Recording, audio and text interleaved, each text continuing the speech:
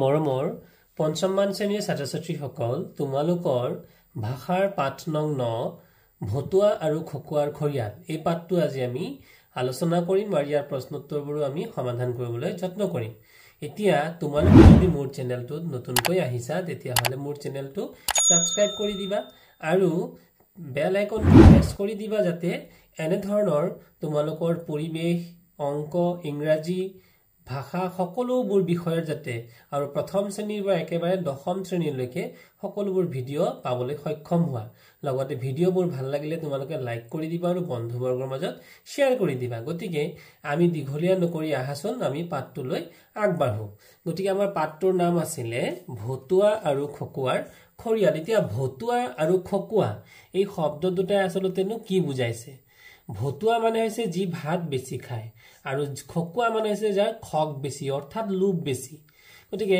আমাৰ এই পাঠটোত এটা কুকুৰ যিয়ে নেকি সাধাৰণতে ভাত বেছি খোৱা অৰ্থত বুজোৱা হৈছে তাৰ নামটো হৈছে ভতুৱা আৰু যিয়ে নেকি মেকুৰীটো হৈছে যাৰ খক বেছি তাক বুজোৱা হৈছে খকুৱা আৰু খৰিয়াল শব্দটোৰ অৰ্থ হৈছে কাজিয়া। গতিকে মেকুৰী আৰু কুকুৰৰ অৰ্থাৎ ভতুৱা আৰু খকুৱাৰনো কিয় কাজিয়া লাগিল আৰু তাৰ গোটেই কাৰণবোৰ আমি আজি আলোচনা কৰিম। তো গাঁওবুঢ়াৰ ঘৰৰ বাটচৰাৰ দৃশ্য অৰ্থাৎ ক'ত ঘটনাটো ঘটিছে? গাঁওবুঢ়াৰ ঘৰৰ বাটচৰা। বাটচৰা মানে অহা যোৱা কৰা যি বাট বা ঘৰলৈ সোমোৱাৰ যি বাট। এখন কাঠৰ ডাঙৰ চকী আৰু এখন মজলীয়া আকাৰৰ বেঞ্চ থাকিব। কাঠৰ চকীখনত খকুৱা অৰ্থাৎ মেকুৰী ই বহি টোপনিয়াই থাকিব। মজিয়াত দুখন থাল থাকিব। এনেতে বাহিৰৰ পৰা ভতুৱা কুকুৰ সোমাই আহি খকুৱাৰ ওচৰত থিয় হ'ব আৰু কাজিয়া কৰিবলৈ আৰম্ভ কৰিব। গতিকে ওপৰত উল্লেখ কৰাৰ দৰে এই চিত্ৰটোত চোৱাচোন, ইয়াতে এখন চকী পাৰি থোৱা আছে। এই চকীখন হৈছে গাঁওবুঢ়াৰ মানে গাঁওবুঢ়া ককাৰ চকী আৰু এই চকীখনত খকুৱা কিন্তু বহি আছে আৰু দুখন কাঁহী তোমালোকে মন কৰা, দুখন কাঁহী ইয়াত পাৰি থোৱা আছে আৰু দুইখন কাঁহী হৈছে ভতুৱা আৰু খকুৱাৰ বাবে পৃথক পৃথকভাৱে দিয়া কাঁহী। ইয়াত তেওঁলোকক মানে খোৱা খাদ্য দিয়া হয়। এতিয়া আমি পঢ়ো আহা। ভতুৱা অৰ্থাৎ ভুক ভুকাই, নিশ্চয় ভতুৱা মানে কুকুৰ আৰু কুকুৰেটো ভুক ভুকাই। হে ৰ খকুৱা, তই চকীখনতে লেপেট খালি কিয়? নাজাননে সেইখনত যে গাঁওবুঢ়া দেউতাহে বহে, তাত শুবলৈ তোৰ লাজ লগা নাইনে? গতিকে এনেদৰেই ভতুৱাই কিন্তু খকুৱাক ধমক লগালে। খকুৱা মেও মেও কৈ, বৰ লাজমান বুজাটো নোলাবিচোন। হেৰ গৰাকীৰ ঘৰতে মাছে মঙহে উদৰ পুৰাই খোৱাৰ পাছতো দেখোন বিয়া সবাহৰ গোন্ধ পালে চুৱাপাত চেলেকিবলৈ লৰ মাৰ, তেতিয়া তোৰ লাজমান কলৈ যায় অ? ভতুৱা খঙতে জকি উঠি লোকৰ চৰুৰ ভজা মাছ চুৰি কৰি মুখ ঠেকেচা খাওঁতে যাৰ জনম গল তাৰ মুখত এতিয়া বৰ বৰ কথা ৰবি, আজি তোক মই এহেকা দিহে এৰিম। ভতুৱাই ভুক ভুকাই খকুৱাক খেদি যায়। খকুৱাই মেও মেওকৈ জাপ মাৰি চকীৰ পৰা নামি দৌৰিবলৈ ধৰে। এনেতে গাঁওবুঢ়াৰ ঘৈণীয়েক অৰ্থাৎ গিৰিহতনী, ঘৈণীয়েকক গিৰিহতনী বুলিও কয়, অকুমনিক লগত লৈ সোমাই আহে। অকুমনি হৈছে গাঁওবুঢ়াৰ সৰু ল'ৰা। গিৰিহতনীৰ হাতত মজলীয়া আকাৰৰ এটা চৰিয়া, অকুমনিৰ হাতত এটা পানীৰ ঘটি। কি আছে? অকুমনিৰ হাতত এটা পানীৰ ঘটি। তেওঁলোকে সোমাই অহাৰ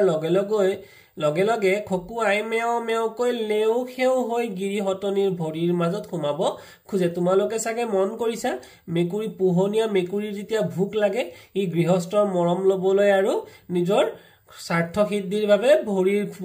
আহি পেলাই ঘঁহিয়াবলৈ ধৰে। ভতুৱাইও নেজ পাৰি বহি পৰে আৰু কুকুৰ কিন্তু কুকুৰৰ স্বভাৱবোৰ কিন্তু তেনেকুৱা নহয়, নেজ পাৰি পেলাই সি মানে বহি পৰিছে। গিৰিহতনীয়ে পাৰি থোৱা থাল দুখনত ভাত আৰু মাছ দিয়াত ভতুৱা আৰু খকুৱাই খাবলৈ আৰম্ভ কৰে। অকুমনি ইহঁতৰ খোৱা পানীখিনি ক'ত দিও জেঠাই? আচলতে অকুমনি ল'ৰা যদিও কিন্তু ল'ৰা মানে নিজৰ ল'ৰা নহয়, তেখেতে হৈছে মানে গিৰিহতনী হৈছে অকুমনিৰ জেঠাই।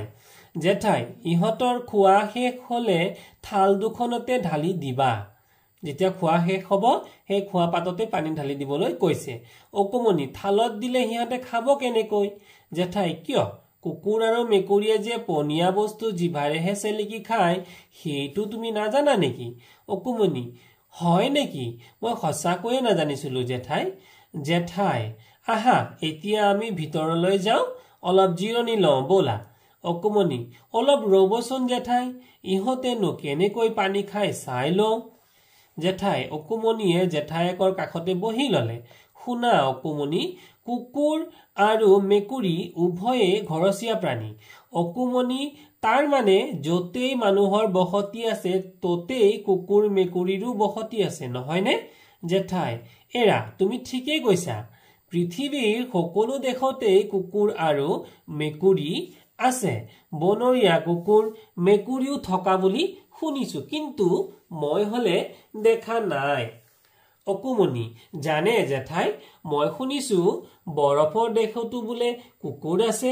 সিহঁতে হেনো স্লেজ গাড়ী নামৰ এবিধ গাড়ীও টানে গতিকে মৰমৰ ছাত্ৰ ছাত্ৰীহঁত এই গাড়ীখনৰ নাম কিন্তু তোমালোকে মনত ৰাখিবা গাড়ীখনৰ নাম হ'ল স্লেজ গাড়ী কুকুৰে টনা গাড়ীবিধৰ নাম তোমালোকৰ পৰীক্ষাত আহিব পাৰে গতিকে গাড়ীবিধৰ নাম হৈছে স্লেজ গাড়ী জেঠাই ও হয় নেকি তুমি দেখিছো বহুত খবৰেই ৰাখা চোৱা চোৱা সিহঁতে চপ চপাই পানী খাবলৈ আৰম্ভ কৰিলে গতিকে পানী কেনেকৈ খাইছে কুকুৰ আৰু মেকুৰীয়ে চেলেকি চপ চপাই পানী খায় পিছে দুয়োৱে একেধৰণে পানী খায় এটা কথা জানানে মেকুৰীয়ে পানীলৈ ভয় কৰে আনহাতে কুকুৰে আকৌ পানীত সাঁতুৰিবও পাৰে মেকুৰীয়ে গছ বগাব পাৰে কিন্তু কুকুৰে নোৱাৰে অকুমনি কুকুৰ আৰু মেকুৰীৰ মাজত যেনেদৰে কিছু মিল আছে তেনেদৰে অমিলো আছে অৰ্থাৎ মিল যেনেকৈ আছে পাৰ্থক্যও আছে নহয়নে জেঠাই জেঠাই আছেতো প্ৰথমতে সিহঁতৰ আকৃতিলৈকে নোচোৱা কিয় মেকুৰীৰ তুলনাত কুকুৰ কিমান ডাঙৰ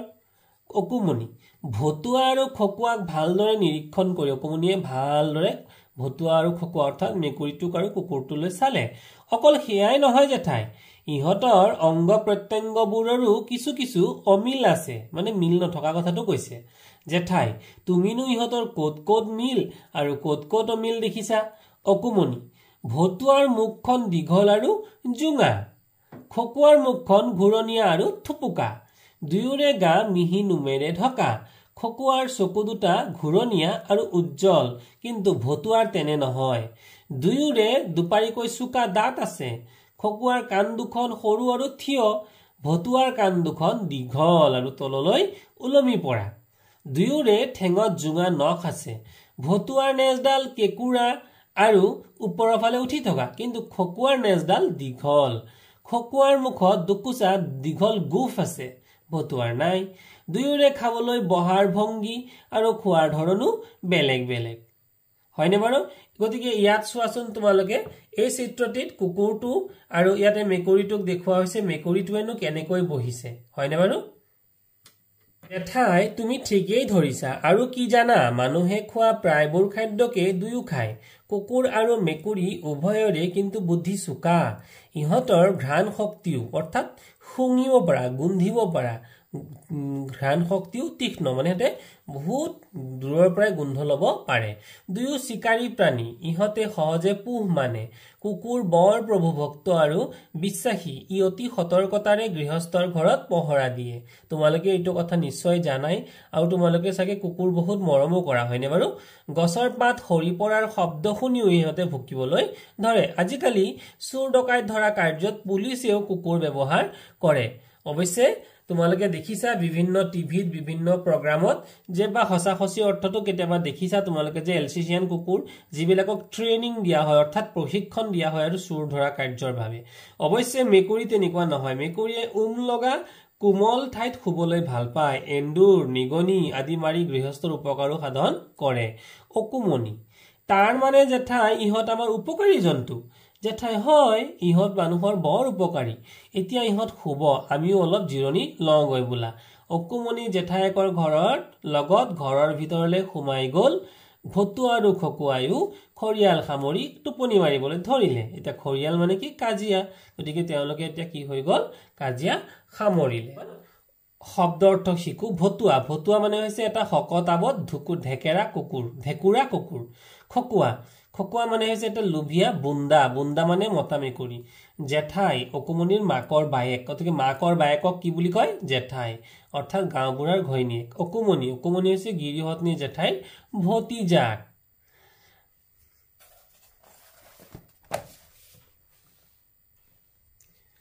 আমাৰ ছাত্ৰ-ছাত্ৰীসকল ইয়াৰ পিছতে আমাৰ পাঠটোৰ কেইটামান প্ৰশ্ন আছিল আৰু এই প্ৰশ্নবোৰ হৈছে এই ইয়াত দিয়া ধৰণে গতিকে এই প্ৰশ্নবোৰ তোমালোকে দেখিছা যে ভতুৱা আৰু খকুৱাৰ মাজত কিয় খৰিয়াল লাগিছিল ভতুৱাই কোৱা কথাখিনি শুনি খকুৱাই কি কৈছিল লোকৰ চৰুৰ ভজা মাছ চুৰি কৰি মুখ ঠেকেচা খাওঁতে যাৰ জনম গ'ল তাৰ মুখত এতিয়া বৰ বৰ কথা ৰবি আজি তোক মই এশেকা দিহে এৰিম এই কথাষাৰ কোনে কাক কৈছিল জানে জেঠাই বৰফৰ দেশতো বোলে কুকুৰ আছে এই কথাষাৰ কোনে কৈছে বৰফৰ দেশত কুকুৰে কি গাড়ী টানে গতিকে এই প্ৰশ্নবোৰ উত্তৰ আমি এটা এটাকৈ আলোচনা কৰো প্ৰথম প্ৰশ্নটো আছিল ভতুৱা আৰু খকুৱাৰ মাজত কিয় খৰিয়াল লাগিছিল গাঁওবুঢ়া দেউতাৰ চকীখনত খকুৱাই বহাক লৈ খকুৱা আৰু ভতুৱাৰ মাজত খৰিয়াল লাগিছিল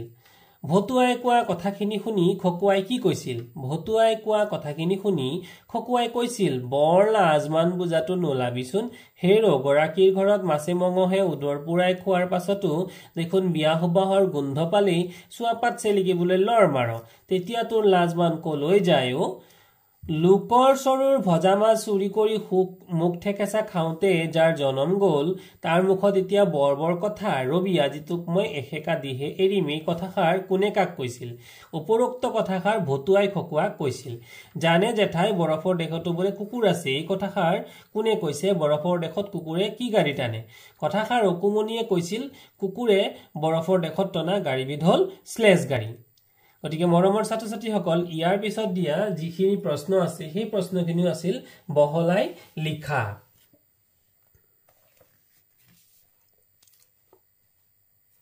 গতিকে এই বহলাই লিখা যিবোৰ প্ৰশ্ন এই প্ৰশ্নবোৰ আমি এটা এটাকৈ সমাধান কৰিম আৰু ইয়াৰ প্ৰশ্ন উত্তৰবোৰ মই ইয়াত দিবলৈ চেষ্টা কৰিম গতিকে মৰমৰ ছাত্ৰ-ছাত্ৰীসকল তোমালোকে এই প্ৰশ্ন উত্তৰবোৰ মোবাইলটোত তোমালোকে প্লে কৰি যাওঁতে অকমান পজ কৰি ল'বা বা ৰখাই ল'বা আৰু তাতে স্ক্ৰীনশ্বট ল'ব পাৰিবা নতুবা ৰখাই লৈও লিখিব পাৰিবা গতিকে একৰ পিছত এক এনেদৰে মই ভিডিঅ'বোৰ দি যাম আৰু তোমালোকে মোৰ ভিডিঅ'টো ভাল লাগিলে এটা লাইক কৰি দিবা আৰু বন্ধুসকলৰ মাজত শ্বেয়াৰ কৰিবা গতিকে আহাচোন মৰমৰ ছাত্ৰ-ছাত্ৰীহঁত আমি ইয়াৰ পিছৰ প্ৰশ্নবোৰ এটা এটাকৈ আলোচনা কৰিম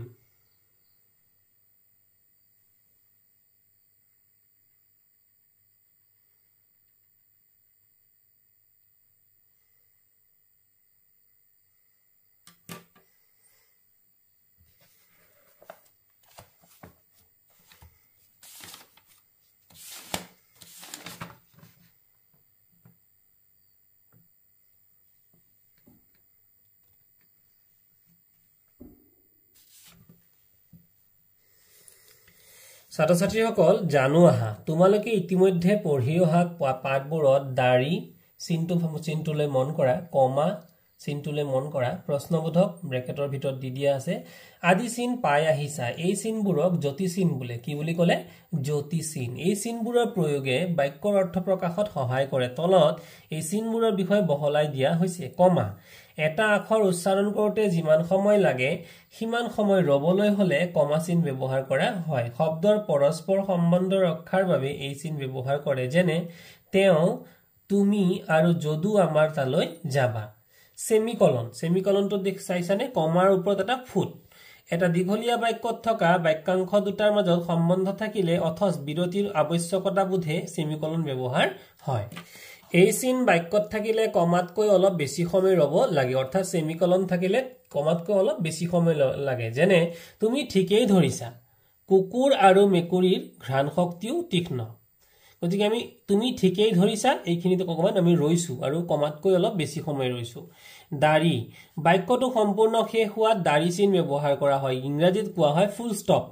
ইংৰাজীত এটা ফুট হিচাপে দিয়া হয় আৰু ইয়াত এটা দীঘল এডাল আচৰ নিচিনাকে দিয়া হয় এই চিন থাকিলে প্ৰায় দুটা আখৰ উচ্চাৰণ কৰাৰ সমান সময় ৰব লাগে যেনে অকমনি হল নগৰীয়া লৰা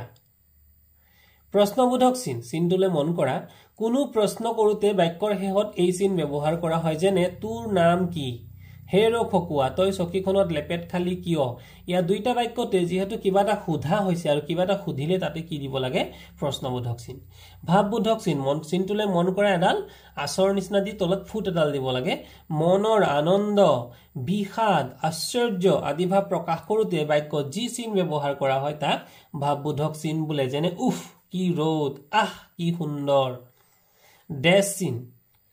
চিনটোলৈ মন কৰা কোনো বাক্যৰ লগতে আন বাক্যৰ সম্বন্ধ বুজাওতে নাইবা বাক্যৰ কোনো অংশত বিশেষভাৱে জোৰ দিব লগা হলে ডেছ চিহ্ন ব্যৱহাৰ কৰা হয় যেনে ভতুৱাৰ কথা শুনি গুফ লৰাই খকুৱাই গৰ্জি উঠিল বৰ লাজমান বুজাটো নোলাবিচোন হাইফেন গতিকে ডেছৰ পিছতে আৰু এটা চিহ্ন আমি মন কৰিব লাগিব এটো হৈছে হাইফেন সমাসৰ সমস্যমান পদ দেখুৱাওতে বিপৰীত শব্দৰ জোৰা বুজাওতে অনুৰূপ অনুকাৰ আদি শব্দ বুজাওতে হাইফেন চিহ্ন ব্যৱহাৰ কৰা হয় যেনে আজি কালি আজি আৰু কালিৰ মাজত এটা সৰুকে চিহ্ন দিয়া হৈছে লাজমান লাজ আৰু মানৰ মাজত ঠিক সৰুকে এটা চিহ্ন দিয়া হৈছে আৰু লৰা আৰু ছোৱালীৰ মাজত এটা সৰুকৈ চিহ্ন দিয়া হৈছে গতিকে এই চিহ্নটোই হ'ব হাইফেন উদ্ধৃতি চিহ্ন বা প্ৰক্ষেপ চিহ্ন দেখিছানে বাৰু আনৰ কথাৰ হুবহু উদ্ধৃতি দিওতে উদ্ধৃতি চিহ্ন বা প্ৰক্ষেপ চিহ্ন ব্যৱহাৰ কৰা হয় যেনে কুকুৰ আৰু মেকুৰীৰ মাজত যেদৰে কিছু মিল আছে তেনেদৰে কিছু অমিলো আছে নহয় নে জেঠাই এই কথাটো অকুমনিয়ে কোৱা কথা গতিকে অকুমনিৰ কথাটো হাইলাখ বা হুবহু আমি কৈ দিছো গতিকে লিখিছো গতিকে ইয়াতে এই প্ৰক্ষেপ চিহ্ন বা উদ্ধৃতি চিহ্নটো আৰম্ভণিত আৰু শেষত ব্যৱহাৰ কৰিব লগা হৈছে তাৰ পিছত দিয়া হৈছে তলৰ শব্দবোৰৰ প্ৰতিশব্দ অৰ্থাৎ সমাৰ্থক শব্দ লিখা অৰ্থাৎ একে বুজোৱা যেনে ঘৰক আমি আৰু বেলেগ কিবা নামেৰেও জানো নেকি ঘৰ মানে হ'ব আলয় গৃহ হয়নে আবাহ এইবোৰ ইয়াৰ উত্তৰটো মই ইয়াৰ লগতে তোমালোকক এটাচ কৰি দিম পৃথিৱী মানে হ'ব মেদেনী ধৰিত্ৰী ঘূৰণীয়া মানে হ'ব গোলাকাৰ শেষ মানে হ'ব অন্ত হয়নে এনেধৰণে আৰু বাকি যিবোৰ আছে মই প্ৰশ্নটোৰ উত্তৰ ইয়াতে মই লগাই দিম বিষাদ মানে হৈছে দুখ সন্তাপ আনন্দ মানে হৈছে স্ফূৰ্তি এয়া আছিল মৰমৰ ছাত্ৰ ছাত্ৰীসকল হাতৰ ভাঙুৱা হা বগা বগা চাহাবৰ ৰঙা ৰঙা টুপি এক ঘুষা মাৰিলে উঠে জ্বলি পকি এয়া হাতৰ আমি আমাৰ প্ৰাৰ্থনা সভাত হাতৰ সদায় কওঁ গতিকে এই হাতৰবোৰ তোমালোকে মনত ৰাখিবা গতিকে বগা বগা চাহাবৰ ৰঙা ৰঙা টুপি অৰ্থাৎ আমাৰ দিয়া চলাই কাঠিবোৰ বগা বগা থাকে আৰু তাত টকা মানে ৰঙা বা কোলা ৰঙৰ টুপি থাকে এক ঘুষা মাৰিলে উঠে জ্বলি পকি আমি খুন্দিয়াই দিলে কি হৈ যায় মেছৰ বাকচটোত ই জ্বলি উঠে ৰজাৰ ঘৰৰ বাঘ তাতে পৰে ৰাজহাঁহে কণী পাৰে কোনে কিমান গণিব পাৰে এইটো হৈছে অৰ্থটো তৰা গতিকে তৰা যিহেতু আমি কোনেও গণিবই নোৱাৰো গতিকে অৰ্থটো হ'ব ইয়াৰ তৰা দীঘলকৈ পুখুৰী চুটিকৈ ঘাট ৩২ জোপা কলগছ এখন হেপাত এয়া হ'ব আমাৰ মুখৰ জিভাটোৰ ভিতৰত লগতে আমাৰ ৩২টা দাঁত আমাৰ লগ হৈ থাকে গতিকে আৰু দীঘলকৈ পুখুৰী অৰ্থাৎ পুখুৰীত যেনেকৈ পানী নুহুকায় আমাৰ মুখতো পানী বা খেপ আমাৰ নুহুকায় আৰু চুটিকৈ ঘাট গতিকে মুখখন আমাৰ সৰু বা চুটি হয়নে বাৰু এয়া হৈছে আমাৰ হাতৰ তলত দিয়া সম্বন্ধবোৰৰ বাবে আমি আৰু কি শব্দ ব্যৱহাৰ কৰো কাখৰ খালি ঠাইত লিখিবলৈ দেউতাকৰ ককায়েক আমি বৰদেউতা বুলি কওঁ আৰু কিবা কওঁ নেকি বা এনেকে ইয়াত প্ৰশ্নবোৰ দিয়া হৈছে ইয়াৰ উত্তৰটো মই তোমালোকক ইয়াতে লগতে যুক্ত কৰি দিম ঠিক আছে গতিকে মৰমৰ ছাত্ৰ ছাত্ৰীসকল ভিডিঅটো কেনে পালা জনাবা আৰু এটা লাইক কৰি দিবা থ্যাংক ইউ